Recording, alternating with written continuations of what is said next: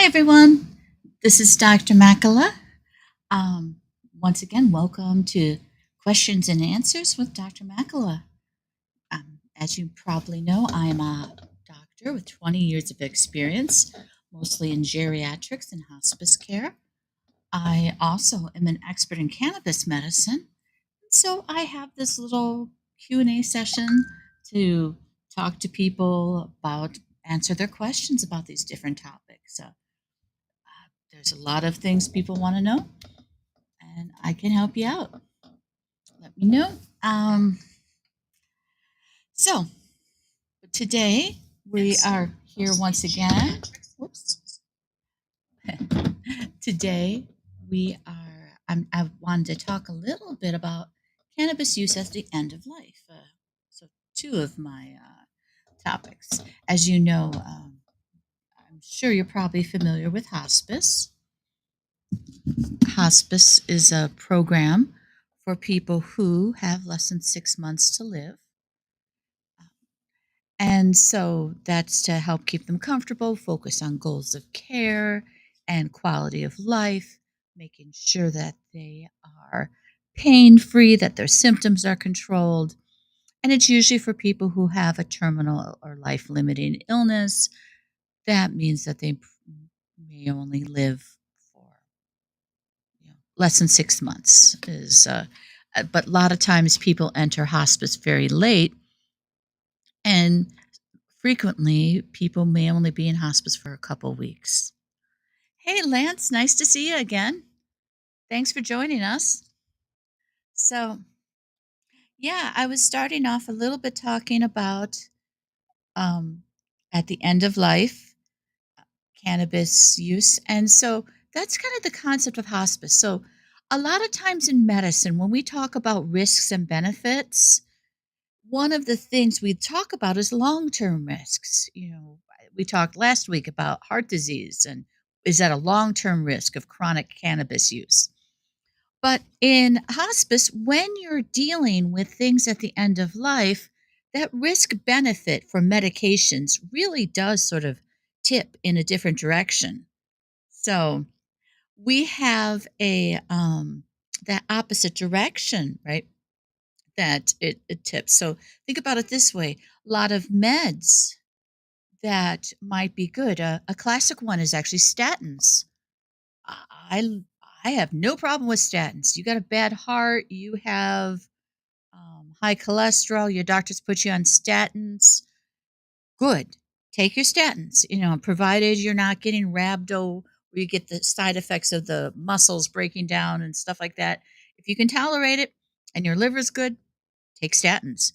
It has been shown to help your heart and prevent heart attacks.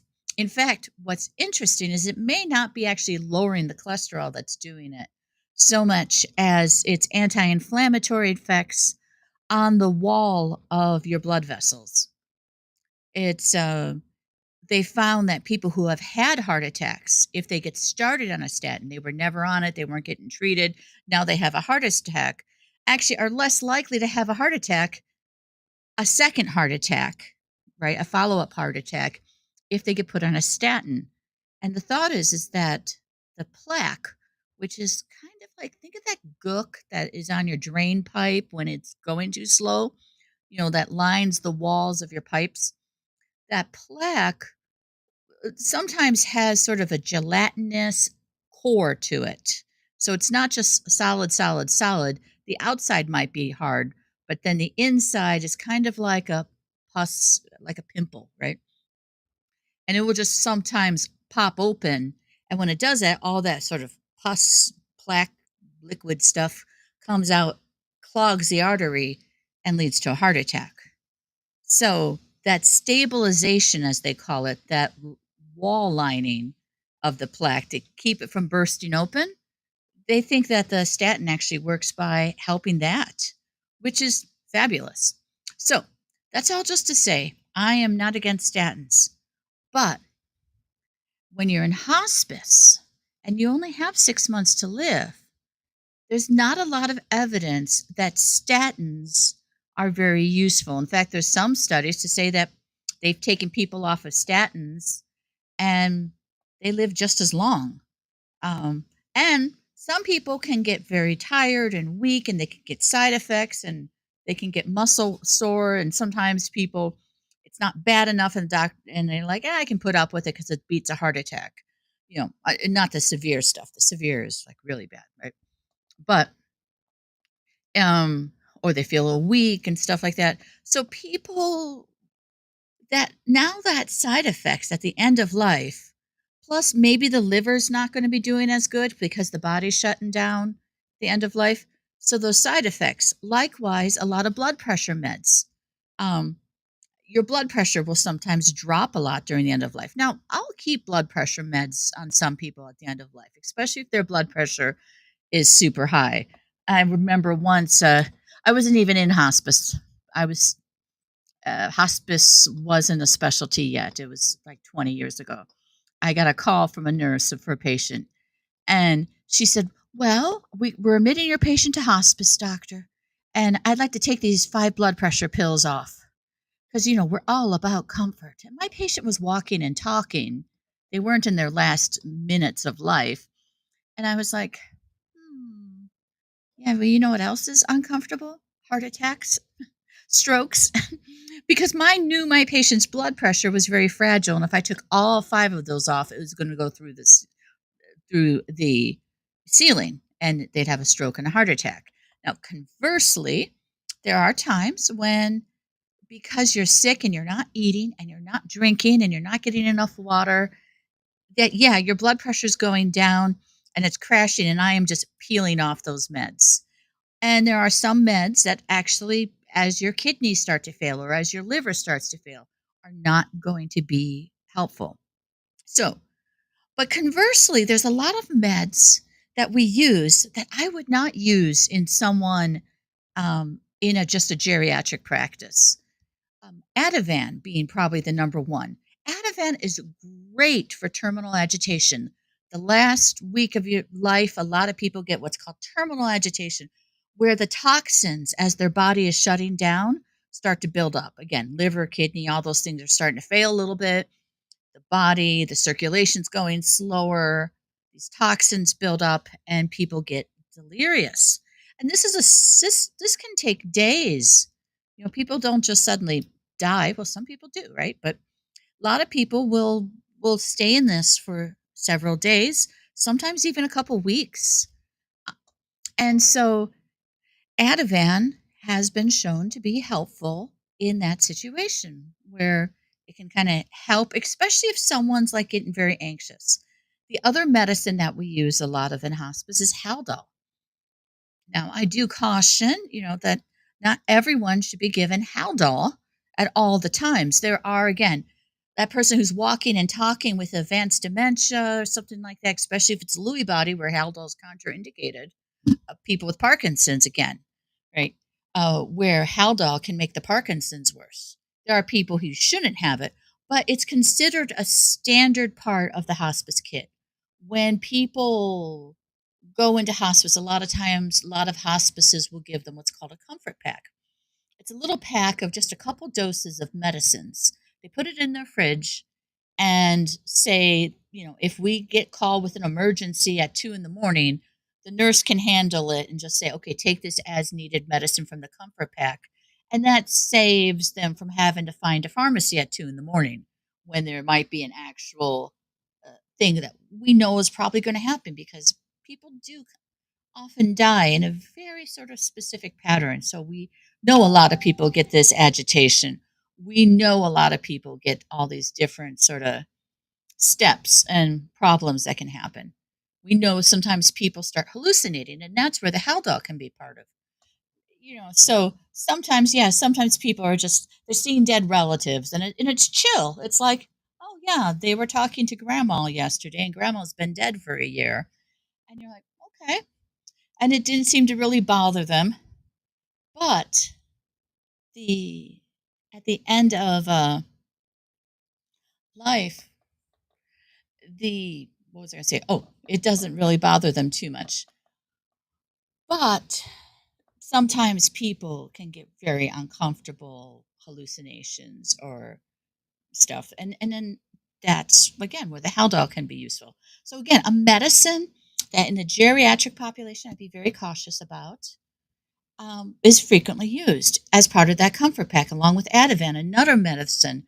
As I mentioned already, it can make a lot of geriatric people, everyday patients who are older, actually can create worse agitation, can create a paradoxical agitation where you're trying to give it to calm them down, especially when you're talking about sundowning and people with dementia. Giving them Ativan will oftentimes make it worse and keep them up all night. It's not a good idea. So, what I'm saying, and then of course, morphine. I mean, how many times have we heard about people overdosing in opioids with the opioid crisis, right? But of course, morphine is great for pain. It's also really good at the end of life for breathing. When a person's, again, these toxins will sometimes affect the lungs and people will start breathing super, super fast. That breathing can actually be calmed down by morphine because it turns out morphine is related to the is actually related to cough syrup, believe it or not. In fact, if you the dextromethorphan, the DM of a lot of the meds, when you see it with DM, that's a cough suppressant. That is a distant relative of morphine that works on the chest wall to calm down the cough. In fact, if that doesn't work, they'll often give you codeine, which actually becomes morphine in the body, but just in a smaller amount. And again, calms the cough. So if someone has a lot of distress with their breathing and they're working hard to breathe and they're breathing fast and they're really straining, I can give some morphine. Oh, hey, thanks. Let me turn that up. Appreciate it. Let me get the gain. Someone was saying that the mic wasn't working so well. Is that better?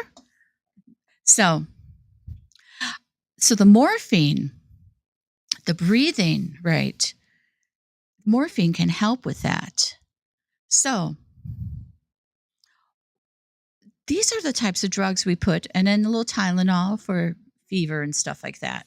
So, I want to know, why can't cannabis be part of the end of life package? People are like, oh, but we don't know about the side effects, the long term side effects. Like it's hospice. We don't have to worry about long term side effects. Thanks, Lance. Good. Let me know if it starts to go down again here. Um, so we don't know about the long term side effects, right?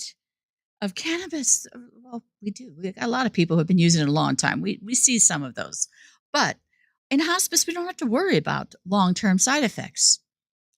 And so I think cannabis, if you're anyone who's questioned its use in like the older population or any population, the one group of people who should have it are people at the end of life because the benefits, the fact that we know it works on pain control and it works on the pain pathway, so it can augment the effects of morphine without augmenting the side effects. Morphine, you got to go slowly so you don't cause respiratory suppression. You can't give someone a bunch all at once. But if I could give someone a little morphine and a little bit of cannabis, maybe I don't need as much morphine. Maybe they don't need to get as constipated from the morphine. Maybe they don't need to get as loopy. Some people get loopy or itchy or other things from the morphine. Maybe I can find something that works if I can have cannabis to use. The other thing that it might help on is the anxiety. We already see that people who have sundowning, there's some studies that it can help where it can actually lower the anxiety of people at the end of life, or not just end of life, but period. People with sundowning with hallucinations from dementia and stuff. Well, not so much the hallucinations, but the behavioral changes that it might help calm them down. And like low THC, high CBD doses might be very useful. A similar thing might be very useful at the end of life. In fact, you could get a little concentrate. You just put it under the cheek right there, right there, and rub it in, and you could give it sublingually. Actually, we call it subbuccally because it's under the cheek, right? Um, Someone at the end of life can't hold stuff under their tongue very well, but that little cheek pocket is very good. We put morphine there and Ativan concentrate there. I can imagine putting some morphine, some cannabis concentrate. And again, the other thing it does is it acts on the amygdala, the emotional centers, and it can kind of calm anxiety. Again, you want to use low doses, you don't want a high dose. Um, and so you can maybe get people a little bit more calm. And just like everything at the end of life, people are going to ask a little differently. So if it doesn't work, you get pulled back, right? But otherwise, if a person gets too much side effect from the morphine, I pull back on the dose. Otherwise, I give it and try to get them comfortable. I would think you would use the same approach for cannabis. So that's kind of my take on the absolute shame that because Medicare is covered by Medicaid, my tongue tied, hospice is covered by Medicare. And since Medicare is federal, there none of the hospices let you formally prescribe or manage it. I mean, sure, you might, the medical team, how many times have we just kind of looked the other way while patients have used it? But, and God knows it is an occupational hazard. Um, I know I've had talks with people about the little boxes for filtering the smoke. And I tell you, if I have to do home visits ever again and see people who are smoking heavily with their cannabis, and a lot of time it's the caregiver, not the patient, doing that degree of smoking. Um, the Where going to someone's house, it becomes an occupational hazard. Uh, where I would be like, yeah, let's get you a filter. So there is, you know, yeah. And that's why I am in favor of medical cannabis for people because especially at the end of life, my patients benefit. And my patients have been using it for a while. Everyone, whether it's the cancer patients or just loved ones giving a couple drops here and there for pain at the end of life and have had benefit from it. So why wouldn't we just acknowledge that fact? It drives me crazy. Now, we got some questions here. I see Lance has joined us, and he actually had a very interesting question. Let me get it up here. And let me highlight it here. Why is it? Oh, here. There it is. Does Ozempic react poorly with cannabis? That's a good question. And it's interesting because, as far as I could see, I haven't seen anything where Ozempic actually is working directly onto the endocannabinoid system. It seems to work by its own pathway. I mean, eventually, as we research in it, we might see where they connect. But I have I'll be honest, I haven't seen enough people on Ozempic who use cannabis to know for sure whether there's an interaction. I don't believe there is a medical interaction. Lance, I can get back to you. I can do a little bit of a deeper dive into it, but it's not something that I have seen actively. Because the two things you worry about with cannabis is one, it can cause changes to the liver.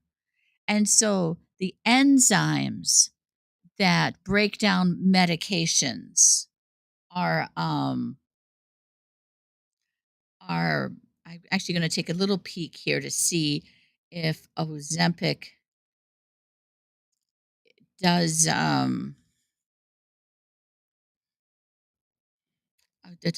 can interact potential. Yeah, okay. hmm Now this says THC may interfere with the absorption of metabolism of Ozempic. Let me see. So, because what happens is THC can interact with the um, with the liver and make the liver create enzymes that break down or inhibit the breakdown of other medications. And so I am seeing real quick if Ozempic's sensitive to that, because that would be the first thing. If Ozempic has anything, the other thing is, let's see, obviously you have, issues with side effects. The nausea can interact.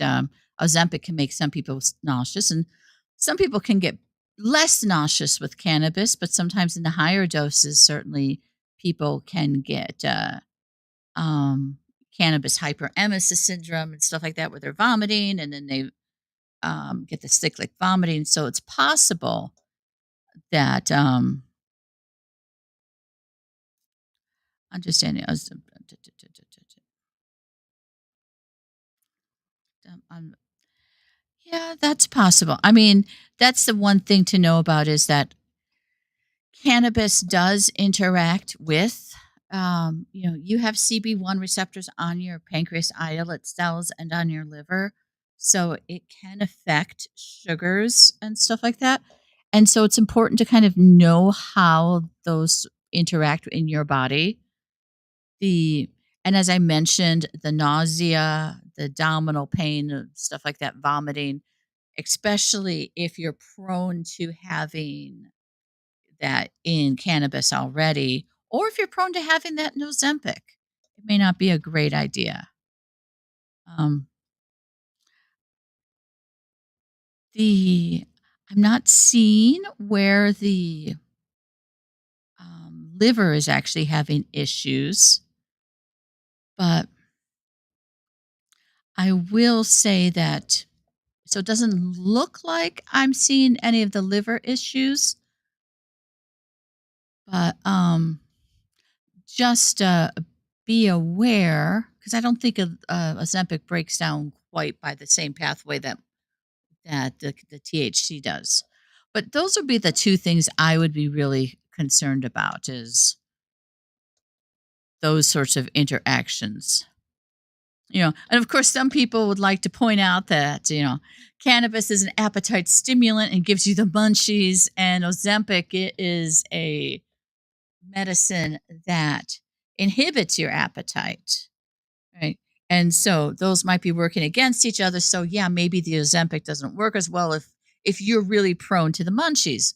But then conversely, people who use it chronically, I don't think quite get the, unhealthy munchies. And so the other thing you can do also is make sure that if you are hungry, you plan for it. You say, okay, I'm going to take my cannabis and now I'm going to also make sure I have some healthy foods here. Right. So that can help. But yeah, some of the things I am seeing here seem to suggest that probably the biggest issues if you get cannabis hyperemesis syndrome, Ozempic might mask those symptoms. They might be blaming the Ozempic when it's actually the cannabis. And then you stop a drug that could be extremely effective for you. So that's kind of my take on it. So yeah.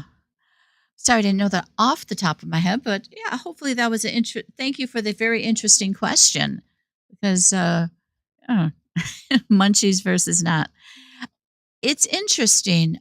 There is a lot of overlap between the diabetes and cannabis stuff. As I mentioned, the pancreatic islet cells have the CB1 receptors on them. Your fat cells have cannabis receptors on them.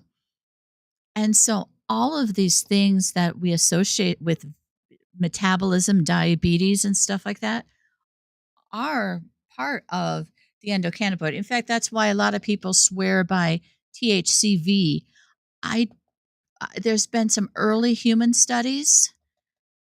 I have said before that I'm a little cautious about recommending THCV for weight loss until we get a few more studies. Remember, I was talking about risk benefit? And this is one of these situations because if you're talking about it for weight loss, you're using it for a long time, maybe the rest of your life. And we just don't know quite enough about THCV yet. It's so new. It's so, and the one medicine we do know about, Remembivent. I still, one day I'll say it right. It is, it was a CB1 receptor years ago. It was CB1 and CB2 though. Um, yeah, blocker. It was a receptor. Hi, Manfred. Nice to meet you. So, yeah. So I was just saying that they, what they did was years ago, like 20 years ago, they were trying to get a drug approved. It had already been approved in Europe that blocked the endocannabinoid system. And the idea was, well, if cannabis gives you the munchies, let's block it, and then people will lose weight. They started it in Europe. It had not gotten FDA approved in the United States. It never did because in Europe, it increased the suicide rate. And so, because guess what? Cannabis makes some people happy. And so, taking that away and blocking your endocannabinoid system and the part that makes you emotionally feel better was also bad. And so, it's the, yeah, it turned out people were killing themselves. Also, a few people who had latent MS were getting really bad MS symptoms on it. Now, THCV blocks the CB1 receptor, but it is chemically different enough that maybe it doesn't block it in the same way. And that has yet to be determined. There have been some studies that they've looked at it for weight loss because THCV possibly blocks the appetite. But again, there hasn't been long term studies. I mean, the one medicine had already gotten approved in Europe before they discovered the suicide. So it might be like a rare enough side effect that you need to see 10,000 people on it before you start seeing the side effect. Now, so that was that with that. Now, so that's why I put a little caution. I'm like, if you're prone to depression, if you start taking THCV anyway and you find yourself feeling down, please stop and talk to your doctor, right? Um, and of course, if you have feelings and risks for suicide, well, one, don't take that, and two, call the 988 hotline if you're in the United States and Canada, where people can get help, right? Or 911, you know, one of them, right, to get yourself some help. Now, that is so that's my caution about that. But that's an interesting thing. We see that some of that. The other thing is that a lot of the cannabinoids work on um, THCA, CBGA, I think, and CBG. I know CBGA works on the PPAR receptors. The PPAR is a different receptor. It's not the CB1 receptor. And that is actually the same same receptor that some diabetes medicine, one called pioglitazone, works on to lower the blood sugar. And I've actually heard at least one anecdote report of someone taking CBGA whose sugars just crashed. So, especially be careful, and that's what I would say is to further Lance's question about watching your sugars very carefully, especially when you're dealing with cannabis that maybe has some of the minor cannabinoids in it that it might create. That THCA, the CBGA, actually works at the receptor of a diabetes medication um, that works on. So PPAR, so pioglitazone was approved about 20 years ago, along with rosiglitazone.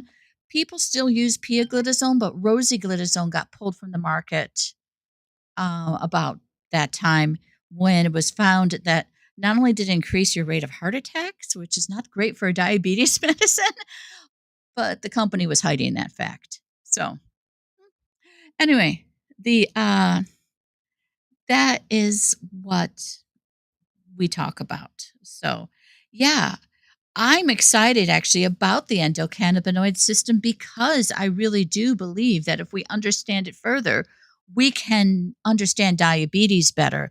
we can understand metabolic disease. There's in fact, one thing everyone we always talk about the Mediterranean diet. That actually has underpinnings in the endocannabinoid system, and I know I've said this before, and I've probably repeated it a few times, that the omega-3, um, and it's funny, the amount I talk about omega-3, you'd think I'm selling a supplement, or at least own a fish store. I do not. But the, but it's just because it's true. The omega-3 actually modulates the ECS. Omega-6, omega-3, omega-9, they all do, in fact, omega-6 becomes your endocannabinoid. So that's seen in a lot of your seed oils and stuff like that, which may not be as bad as that's a whole other story. But the omega-3s are better, and a lot of people just aren't getting enough of that. So omega-3 might also help with your body and helping that metabolism by lowering some of the effect of what is clear is what's clear is that our American diet is actually putting our body's natural endocannabinoid system into overdrive and is making us prone to diabetes, and it is making us prone to high blood pressure and a lot of these metabolic symptoms because we have too high of an endocannabinoid system. So, less processed foods, more omega 3, more fish oil, more omega 9, olive oil, avocado oil, right?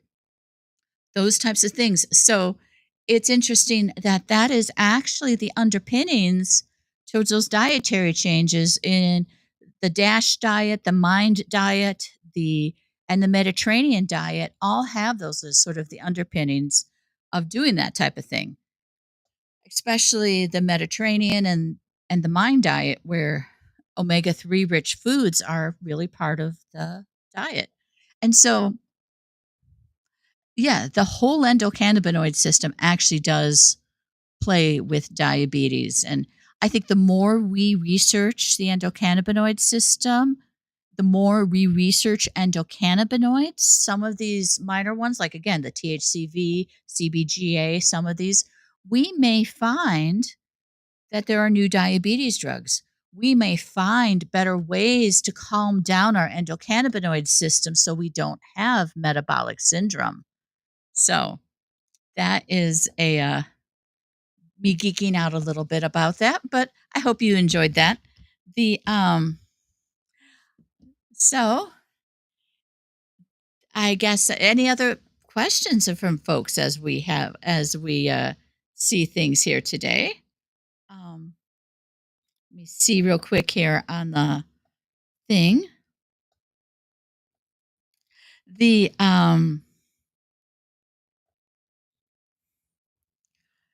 Let's see. So we were talking a little bit about end of life. Now, palliative is not in the hospice and palliative world. Hospice was for people who have less than 6 months to live. Palliative care came from a world where people were saying, "Hey, you know what? I really loved what you did with my cancer patient before they died.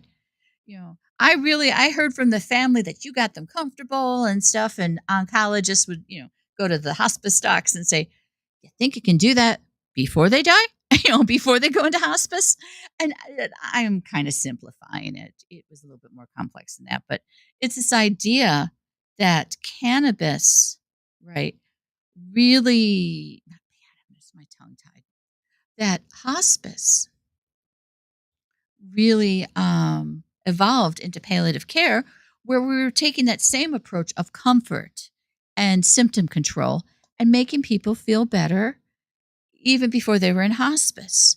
So palliative is a little different. Now, maybe someone is going to live a few years, or maybe they survive. Like if it's a cancer patient and I'm following them for palliative care, maybe the cancer gets cured, right?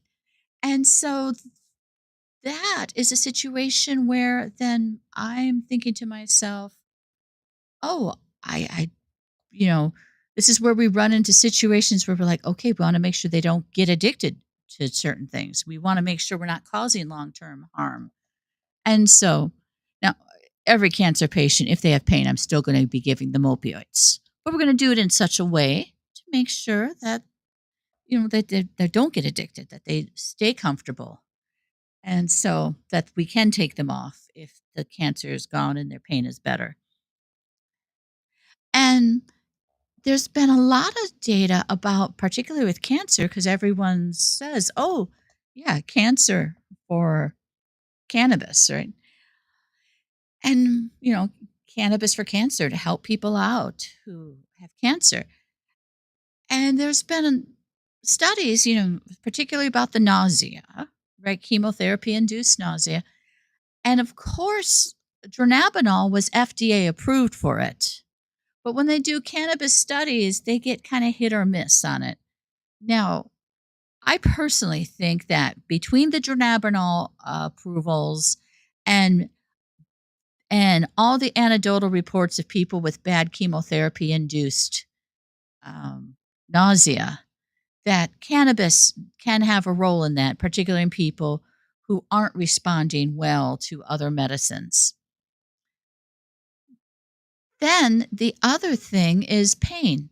Now, I study after study actually is really doesn't do a good job of showing that cannabis helps cancer pain. And I think it's because cannabis is not great at acute pain. It's not great at sharp pain.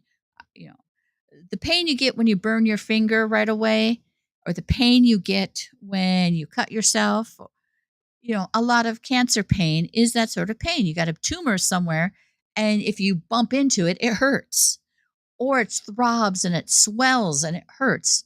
Now, throbbing and swelling is C pain, inflammatory pain. And to be honest, things like steroids might work a little bit better on that, or ibuprofen. But, and cannabis might help. But I think because all the studies look at pain as a big thing, whether it's the acute pain from, always bumping into the big tumor, right? To the swelling in a bone met. Those are all then considered pain. I don't think the studies really look very well at what type of pain cancer is curing. Sorry about that again. What type of pain cannabis is curing or helping with. Or they might be using it alone as opposed to using it with opioids.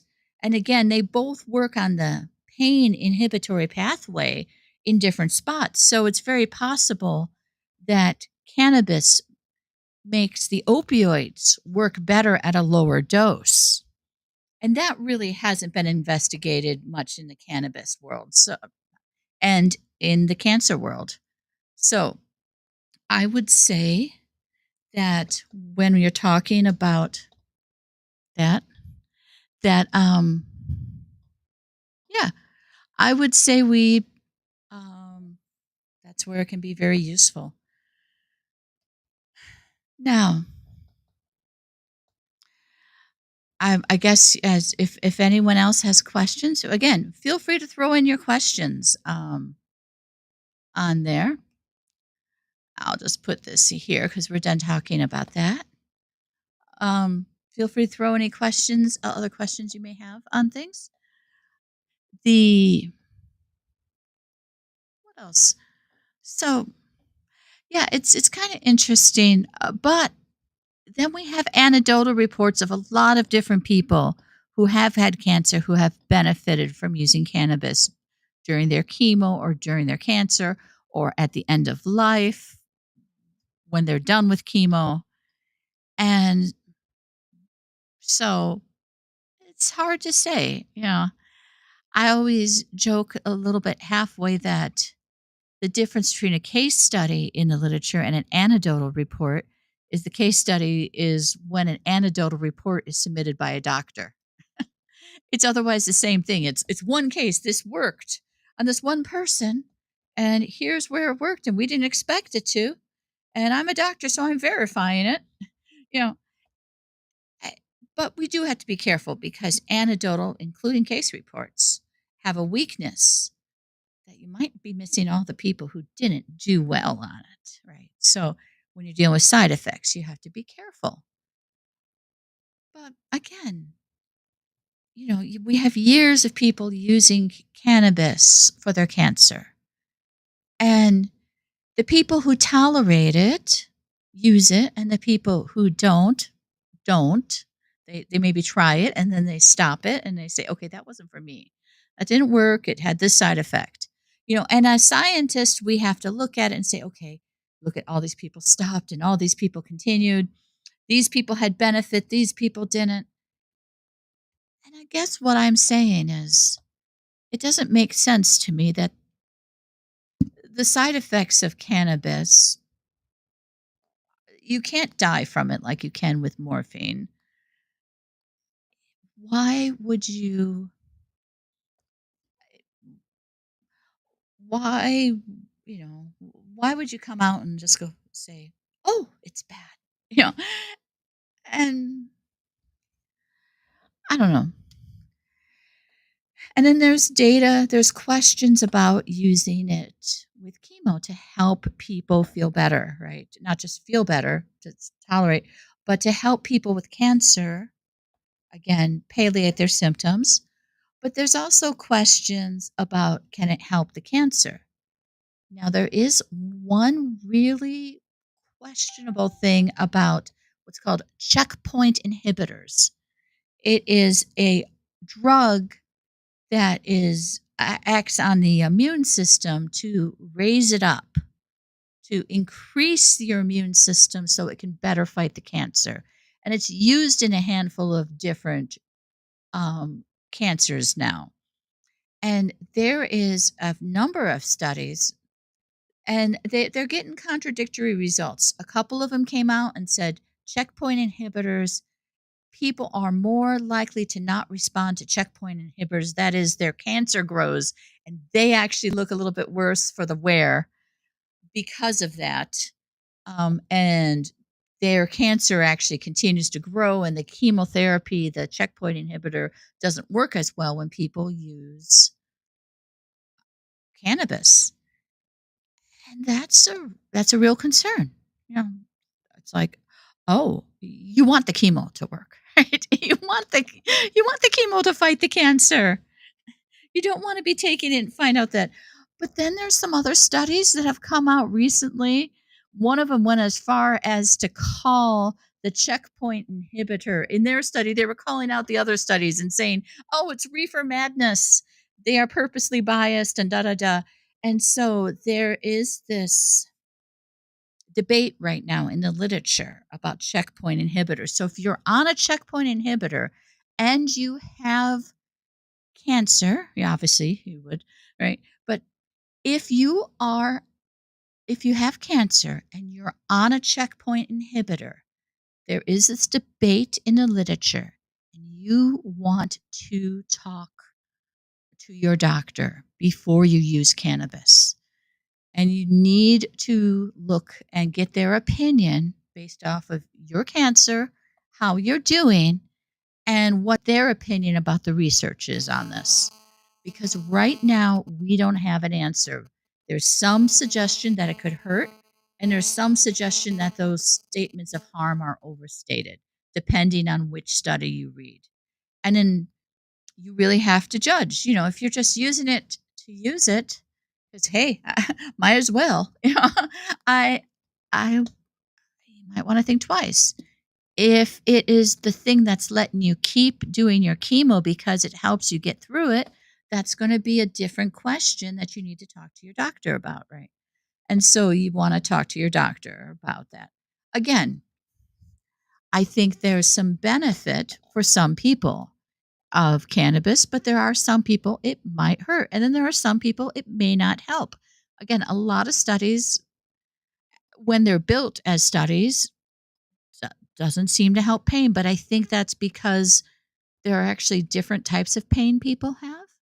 There's inflammatory pain, which is like the when you sprain your ankle and like or you sprain your wrist, right? And that inflammation, or you get bad arthritis and it turns red and inflamed and swollen. That's inflammatory pain. That's very immune and inflammatory based. So that's something that possibly cannabis or one of the endocannabinoids might help. But to be honest, really the stronger medicine for that is a COX-2 inhibitor, not COX-2 inhibitors. You're not going to use that anymore. But ibuprofen, well, COX-2 to COX-1 inhibitors of ibuprofen, or a or prednisone. Dexamethasone would probably be the one of choice. And so those are often decrease the inflammation very powerfully. So steroids or ibuprofen, and probably not cannabis. If for some reason you can't take steroids or ibuprofen, that's maybe where you might consider cannabis then. Yeah. That because it may help enough with the inflammation. But I would do that only as a third line. Only if the other two are really if the doc says, "Oh my gosh, you got bad ulcers and bad this, bad that, and you can't take these other two meds." Hmm. Now, if you have, um, so yeah, so that's, but then there's a second type of pain. There's the acute pain, there's the sharp pain, the burning pain. That's the pain you feel right away when you injure yourself. Or if you hit another, like let's say you do have something sore, you have a sore, you cut, and you bump your finger on it again and you go, ah, that hurt. That's your body protecting yourself. That is a delta fibers, that's acute pain. And that really, opioids can help with that, anesthetics, topical anesthetics.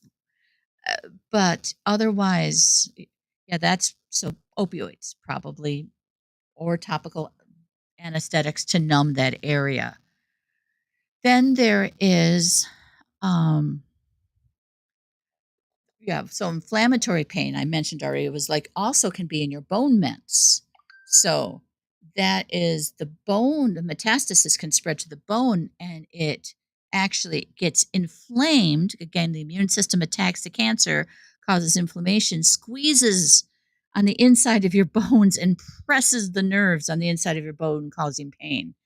And then, so decreasing the inflammation can help. Then there's neuropathic pain. Now, cannabis has really good data about neuropathic pain. And neuropathic pain is when you have a nerve that's damaged. It's either being pinched or it got damaged, it got burned, it got irritated, something. And so, trigeminal neuralgia, we've talked about before, but diabetic neuropathy, again, if the cancer is pinching something, and you get this shooting pain down your arms or your leg, that is nerve pain, or this one specific area that if you touch it you go, ah, that hurts. That can help calm it down. It actually, morphine does not work great with neuropathic pain. That's actually a third line. I would perhaps consider cannabis before morphine. Because you would try some of the other, there are other medicines that you would use, gabapentin, Lyrica, um, and, some of the antidepressants, Cymbalta would actually help before you. And then if those aren't helping, cannabis might be a good choice. You got to be careful about drug interactions. Now, then the other thing, so we have acute, then we have inflammatory, and then you have, as I mentioned, neuropathic. Then you have visceral pain. Now, I say visceral, that's a fancy term for meaning inside your stomach, but not just your stomach, but your intestinal area, your whole, what we think of as stomach, right? Not the anatomical stomach, but where your gut and your intestines and everything in your abdomen is, right? And turns out we don't have sharp pain sensors, that pain sensors that we feel when we burn our finger that says, ow, I burned my finger. We don't have those there. We only have the C fibers, which transmit inflammation. That's why no one says, ow, my ascending colon really hurts, or ow. Yeah, right there on my appendix. In fact, appendicitis is notorious for starting in your belly button. And then only when the inflammation, only when it's really bad, does it move to over the appendix. Because it starts off kind of vaguely inflamed. And the C fibers are terrible at localizing where pain is. And so because of that, it's kind of vague and a little around the belly button. But then as the inflammation gets higher and higher, it gives more and more information. And now it's like, no, there's where all the inflammation is. This is where it hurts. So that is why we consider visceral pain different. Plus, a lot of things like pancreas cancer can be extremely, extremely um, painful. The and so we consider that a separate pain. Again, a lot of the steroids might help with that morphine, but we're using a lot. I would consider for severe visceral pain that's not responding to stuff, cannabis might be a good choice. But again, you gotta, if you're smoking, you don't want to be like irritating your stomach. If you're already nauseous from that, you want to be cautious and start slow and make sure it doesn't make you worse before you do it. Then there is chronic pain. And chronic pain is a little bit different. This isn't so much cancer pain. This is someone who's maybe had a bad back that continues to have a bad back, or has, um, uh, we used to call it reflex sympathetic dystrophy, but there's a new name for it. And I'm blanking on it right now, but it is chronic. mm, it will come to me later, but there is a chronic pain where just touching it just hurts. The whole area becomes kind of red and inflamed, kind of like an inflammatory, but it's not. The joint is fine, and it's usually can be like a whole limb, like a whole leg or a whole, and it can be extremely painful. And that's a chronic pain syndrome. So there's a lot of different chronic pain syndromes. And the thing is that they've actually done studies to show that the receptors, particularly at the area where in the spine, so nerves like will come from the extremities, they'll meet at the spine, there'll be a synapse where another nerve carries on the message. It's like a relay, right? And so there's a synapse where the nerves from your hand connect to the spine, and then there's a synapse up the spine to the brain, right? And these little relay. So that connection, that it's broken, that it's malformed, that there's something bad going there. And so because of that, you have a lot of pain that doesn't respond like normal pain does, and it becomes what we call chronic pain. And so chronic pain, which is sometimes very hard to treat, is very hard to treat because the receptors and the synapse and the connection and the communication of the nerves have gotten all messed up. And there's some evidence, there's actually, of all the things that cannabis treats, that it's actually probably better than a lot of things for chronic pain. In fact, because chronic pain is usually not in cancer patients, I would consider cannabis before I considered opioids, because there's not a lot of good data about opioids for chronic pain, except for to show that they do things like make people more addicted and overdosed and stuff like that. So that is why I say definitely, consider. So when we talk about the different pains, that might be part of the reason the cancer studies don't show it helping with pain, because cannabis doesn't help with all the different types of pain. It helps with some of them. And people with cancer may, when you take all comers with all pain, you're going to get all five of these different types of pain in someone with cancer, different people, right? And then that's going to throw your data off. So that's my take on it. Um, so yeah, so To summarize a lot of what I was saying there, I want to see cannabis available for people at the end of life. I think the data about cancer and cannabis does need some more studies and does need some more work, but I think there is some very good evidence for nausea and some, and though the cancer pain doesn't respond very well, I think that's something if you're getting someone who you're having a hard time treating their pain, it's a fair thing to throw on at one point, At some point, do I increase the morphine again? Do I do this? Do I keep going up and up and up? Or do I say, try a little bit of cannabis and see how it works? And if it doesn't, pull back and go back. And so, and then especially maybe the visceral pains, but again, careful for the nausea, and especially the neuropathic pain, and someone who maybe already had chronic pain before they even went to, um, even before they got cancer, if they already had a chronic pain condition. Chronic regional pain syndrome, by the way, CRPS. Chronic region, that was the new name. Well, it's new. It got named a few years ago for that condition I was talking about, where people get extreme pain. Um, so bad that people often talk about amputations or can become very depressed or suicidal from the pain.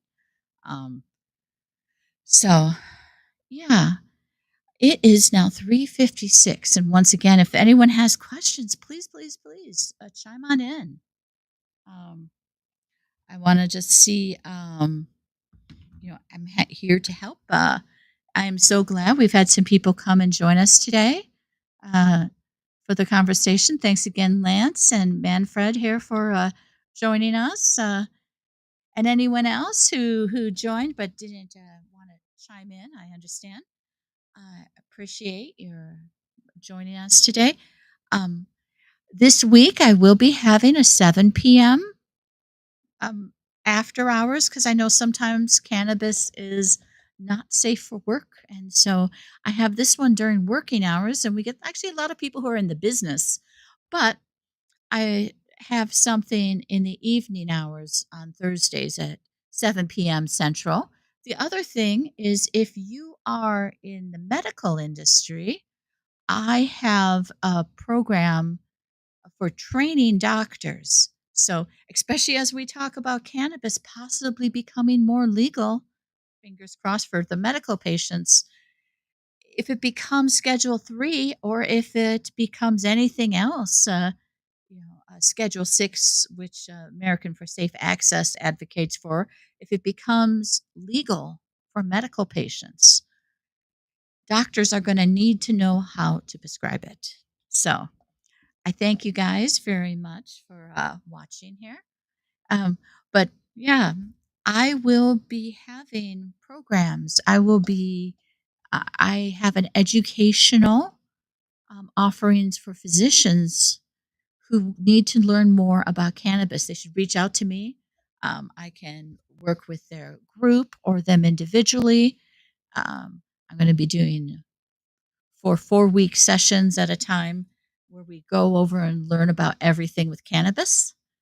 And so that is what we'll be doing.